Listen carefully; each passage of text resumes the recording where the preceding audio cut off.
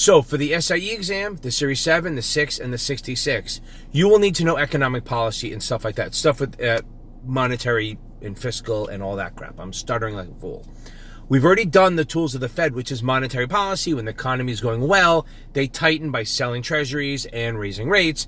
And when they're in a contraction, they're going to buy treasuries and lower rates. That's monetary policy affecting the money supply, monetarist, if you want to call it.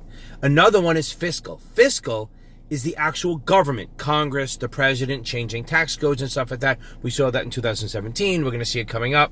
So what they do is that if the economy is going well, they will jack up the taxes and do less programs to slow stuff down. But when the economy is going bad, what they'll do is they'll lower taxes, give people more money, and start creating jobs, kind of demand. So the way they do this is they start doing projects. Like if you remember from Obama, they were going to do the trains. I wish they had done it. Just too much politics going on. But in the 30s, they created programs. They built the highways and stuff like that. And that gave people jobs. So John Maynard Keynes is the main proponent of that only the government is the big enough entity to get the country out of trouble. So he believes that if you lower the taxes and increase government spending on projects and stuff like that, it will help the economy. And it's called Keynesian, and it kind of worked with, I think it's called demand side. It kind of worked in the Depression a little bit. I don't agree with it totally. I think we were heading back into another one.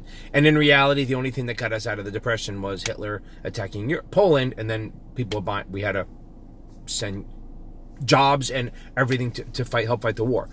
No more history. Sorry, I apologize. So now, Keynesian, so his belief is that so let's say you have a brother, and they're going to pay you to dig a hole, and then the next morning have your brother fill in the hole, and then just create jobs. So now you have the whole theory on here is that if you have a job, you'll have money and you'll spend it. Okay? So you'll spend the money and then you'll go to a place, you'll buy a hot dog, maybe your brother buy a hot dog, and now that guy has to buy more hot dogs, so he's busier, he has some money, then the hot dog supplier has money. So that's the belief, and I understand that thought process. But what happens is when it goes bad and I give you money, you're going to save it. You're not really going to spend it because you're worried you think it's temporary. Until you think that it's going to go better, it's going to be temporary. You're going to save it.